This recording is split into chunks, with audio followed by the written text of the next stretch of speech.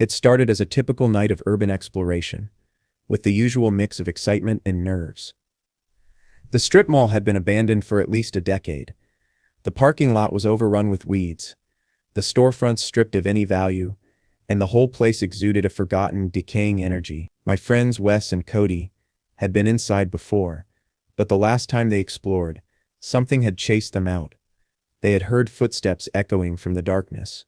Footsteps that weren't animal, nor the wind, but something human. Despite their warning, I followed them back. We arrived just before sunset. The mall's skeletal remains stood against a sky bleeding orange and red. Everything about the place screamed abandonment. Boards over windows, faded signs hanging loose, doorways blocked with cinder blocks. But the most unsettling part was the silence that hung in the air. A deathly quiet that seemed to swallow everything. "Still open," Wes said, motioning toward the usual entry. An old collapsed section near the former grocery store. Nobody sealed it yet. I hesitated, but Cody was already slipping inside. Reluctantly I followed. The air inside hit me first, stale, musty, thick with decay. The flashlights cut through the dark, revealing broken shelves, overturned racks, and years of graffiti splashed across every surface. The deeper we went, the more oppressive the silence became. It wasn't right. The further we went, the stronger the feeling of being watched. I couldn't shake the thought that whatever had scared them off before was still here waiting. We moved cautiously through the mall, passing through destroyed storefronts, clothing shops, electronic stores, all the while hearing nothing but the scuff of our shoes against the dust-covered floor. But then a faint shuffling noise broke the stillness. We froze. My heart skipped a beat. Someone was moving in the shadows. We switched off our flashlights, holding our breath, trying to listen. The noise grew closer, slow and deliberate, not like an animal, but like a person, heavy, measured footsteps. From the faint light filtering through broken windows, I could just make out the shadow of movement ahead. There were two figures, maybe more. They were moving, careful, calculated, like they didn't want to be seen. We crouched behind an overturned display case, our hearts pounding in our chest, and then we heard it, a soft, wet cough, echoing from deeper within the mall. That was enough. "We need to go," Cody whispered urgently. But Wes hesitated. "What if they're just squatters?" I swallowed hard. Squatters didn't move like that. They didn't cough like that. We waited for the figures to move further into the shadows, and then made our move. We slipped out from our hiding spot, and hurried toward a hallway that branched off the main corridor. The air in this part of the mall was colder, the walls bare and unmarked. We reached a stairwell that led down into the basement. Reluctantly, we descended, the darkness becoming thicker and heavier as we moved deeper. The basement was different, too quiet, too intact.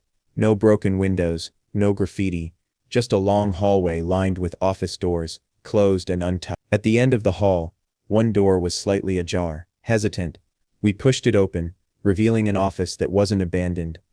It was functioning: desks, filing cabinets, monitors with screens filled with indecipherable data. Someone had been here. Someone was still here. Before we could process what we had found, we heard the unmistakable sound of footsteps, heavy and fast, pounding toward us. Wes turned and bolted toward the stairwell, Cody and I right behind him. We sprinted through the dark hallway, our flashlights flickering, until we finally burst out the fire exit and into the cold night air.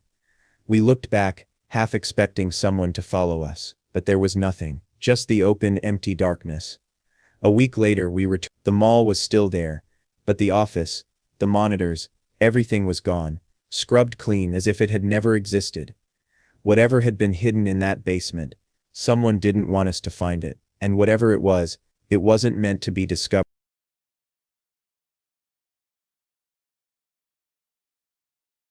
I'd been to plenty of abandoned places before, but something about this one felt different. The rumor had been circulating for weeks, an old industrial site just outside of town, with rows of machinery and an eerie warehouse, untouched for years. From the outside it looked like the perfect spot to explore, but when I slipped through the hole in the fence and stepped onto the cracked pavement, I felt a chill I couldn't explain. The air smelled of rust and old oil.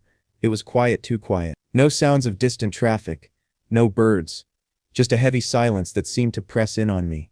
The warehouse loomed ahead, its windows dark, the metal walls corroded from years of neglect. I was used to the quiet decay of places like this. But this felt different. There was something wrong here, something I couldn't put my finger on. I started by circling the building, capturing shots of the dilapidated exterior.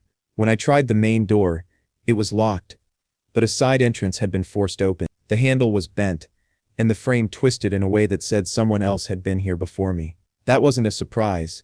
Places like this always attracted people like me. Urban explorers, looking for remnants of forgotten histories. Inside, the space was massive, a cavern of steel and shadows. Moonlight filtered through broken skylights, casting streaks of light across rows of rusted shelves and coiled cables. The dust was thick, undisturbed for years. It felt like stepping into a time capsule, a place frozen in time. I was narrating quietly to my camera, documenting every corner, when I heard it, an unsettling sound. A faint clatter, not too loud, but enough to make my heart skip a beat. I froze, scanning the darkness. Nothing. It could have been a rat, I told myself, or the building settling. But I couldn't shake the feeling that something was watching me. I continued filming, my flashlight sweeping over more abandoned workstations. When I heard it again, closer this time, a rhythmic tapping, like footsteps but slow, deliberate. I wasn't alone. I froze again, straining to listen. The tap tap tap came from somewhere deeper in the warehouse, past the rows of shelving. I moved cautiously, flashlight steady, keeping my breath shallow. But as I ventured further into the dark, the tapping grew louder, more insistent, like someone was following my every step. I glanced over my shoulder, and that's when I saw it. A figure barely visible in the low light, standing still in the shadows. My heart slammed against my chest. I spun around, but the figure was gone, melted back into the darkness. I wasn't sure if it was just my mind playing tricks, but I wasn't willing to stick around to find out. I turned to leave, but just as I did, the air seemed to shift cold, charged with something I couldn't name. My instincts screamed at me to get out. I reached the door I'd come in through, but before I could escape, I heard movement behind me, quick, heavy footsteps. They weren't running. No, they were chasing. Panic surged through me as I bolted, my breath ragged, the sound of footsteps growing closer. Fast. I made it to the gate, scrambled through the hole, and into the cold night air, gasping for breath.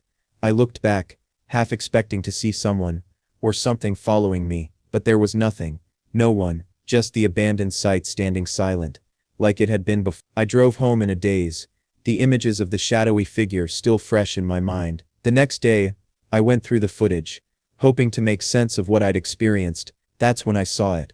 A fleeting figure, standing in the background, watching, and then just as I moved the camera, it melted back into the dark.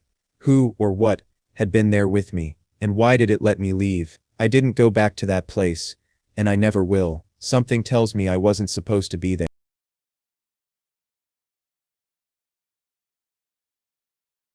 I never really considered myself the urban exploration type. That was more Manny's thing. He had an itch for sneaking into forgotten places, and uncovering the city's most hidden, decaying spots. One night he called me up, practically bursting with excitement. "Dude, did you hear about that call center downtown? The abandoned one?" I hadn't. But it didn't surprise me. Oklahoma City was full of places like that, old buildings left to rot. Manny went on, his voice dropping to a whisper. "The power's still on. Lights are still glowing inside, man. We have to check it out." It didn't sound like a great idea. In fact, it sounded like a stupid one. But Manny was persuasive, and I didn't have anything better to do, so I agreed. The building was right downtown, wedged between taller structures, its sign long faded. The windows were boarded up, but just like Manny said, light leaked through the blinds. Something about it made my skin crawl. We circled the back of the building, avoiding the front entrance. Sure enough, there was a service door that was slightly ajar. "After you, sweetheart," Manny grinned. I hesitated but followed him in. The air hit me like a wall, stale and suffocating, tinged with the smell of mildew and something foul. It was worse than I imagined. The place was trashed, littered with empty cans, shredded carpet and broken furniture. The kind of place where you could feel eyes on you, even if there was no one around. But as we moved further inside, there was an odd sensation. It was too quiet. And then we heard it. A rhythmic humming. A soft melody coming from somewhere deeper in the building. Manny didn't seem as fazed, but the noise felt wrong. It wasn't like anything I had ever heard in an abandoned building. It wasn't a machine, a wind, or the city's hum. It was something alive. Manny pressed forward and I followed, my heart pounding in my chest. We passed through rooms filled with scraps, old desks, broken chairs, empty cubicles, and the deeper we went, the more I could feel it, that feeling of being watched. I wasn't the first to be here, but it didn't seem like anyone else had been recently. We reached a hallway, and then came the noise again, clearer, louder this time. A figure shifted in the corner of my eye, but when I turned, nothing was there. I wasn't imagining it. The shadows in the corner seemed to stretch and move of their own accord. We reached a door at the end of the hall. It was different from the others, still intact, still locked. But the humming came from inside, the melody looping over and over. Manny, ever the curious one, tried the handle, and to my surprise, it opened. The room beyond was dim, lit only by a flickering bulb. Two figures stood in the middle, swaying unnaturally, their movements jerky and wrong. Their eyes empty, white. They didn't notice us. I grabbed Manny's arm and pulled him back. We had to go. Slowly we eased the door shut, but the sound of those figures humming, swaying, followed us. We sprinted back, heartbeats matching the rapid rhythm of our footsteps. But as we neared the exit, two men emerged from another hallway. Their eyes darted, scanning the rooms, searching. We slipped behind the debris, breath held. When they turned, Manny whispered, "We need to go now." And we did, silent, fast, not looking back. As we reached the alley, I glanced over my shoulder, my heart in my throat. The building stood silent again, but I knew it wasn't empty. We never spoke of it again. But Manny's words lingered. Something was wrong in there. It wasn't just a call center. Something was definitely wrong.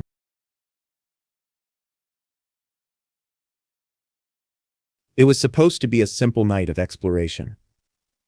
My girlfriend and I had heard about an abandoned ranch just on the outskirts of town, left to rot for years. The rumors said nobody had lived there for decades. The idea of walking through a forgotten place untouched by time intrigued me. She was nervous, but I convinced her. "It's just a ranch," I said. "A house and some barns. We'll be fine." We arrived just after sunset. The ranch stood like a forgotten relic, the setting sun casting an orange glow over the dilapidated buildings. The house at the center was massive, 2 stories tall, with a wraparound porch that seemed to moan under the weight of the past. The barn stood nearby, a hulking shadow in the fading light. The place was overgrown, weeds sprouting from cracks in the driveway, the fence leaning and brittle with age. It looked abandoned and empty. We walked up the creaking porch steps, and I pushed open the door. The stale scent of dust and aged wood hit us instantly. Inside, it felt like we had stepped into a time capsule. Everything was perfectly preserved, like the owners had just walked out for groceries and never returned. The furniture was still in place, the bed upstairs neatly made. Books sat untouched on the shelf. Even the china in the kitchen cabinets was arranged as if someone had planned to come back.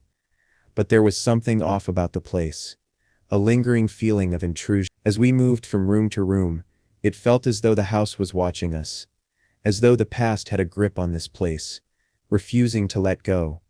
We stepped back outside, the evening air thick with unease. We headed toward the garage shop, filled with tools, tractors and half-disassembled engines. It was the same, untouched, as if the last owner had walked away mid-task. Everything was covered in dust, but everything was still in its place. The air felt heavier now, like something was pressing down on us. We continued our exploration, heading toward the barn at the edge of the property. The sliding doors were slightly ajar, the interior too dark to see.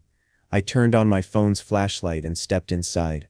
The air was thick with the smell of decay, old hay and rusted farm equipment scattered around the space. But then we heard it. The faint scraping sound from the far end of the barn. My heart stopped. I swept the light toward the sound, but saw nothing. It was just shadows. "Calm down. It's probably a rat," I whispered, though I didn't believe it. We moved deeper, stepping carefully over loose boards. But then the sound came again, louder, closer. My girlfriend gripped my arm, panic rising in her eyes. And that's when we heard something else. A creaking noise from above. I lifted my light to the rafters. Ropes dangled, swaying slightly in the air. Then a pallet full of bricks crashed down between us, narrowly missing us. The barn erupted in chaos as more debris rained down. I grabbed her arm, pulling her toward the exit, but the sounds kept coming, each one more violent than the last. We burst out of the barn, gasping for breath. But just as we reached the edge of the property, a truck's engine rumbled to life in the distance. It was coming closer, moving slowly, methodically toward us. We dove into the trees, hiding behind a fallen log. The truck passed by, its tires crunching over the gravel, the taillights reflecting off the trees. There were figures in the truck bed, shadows shifting ominously. They weren't here by accident. The truck pulled up to the ranch, and we heard voices. "You hear that?" one said, his voice low and dangerous. The other responded, "Could be anything, but something spooked the dog." We didn't wait to hear more. We ran, never looking back. We never spoke of the ranch again, but the thought lingered. What had we stumbled upon? And more importantly, who was still there, hiding in the shadows,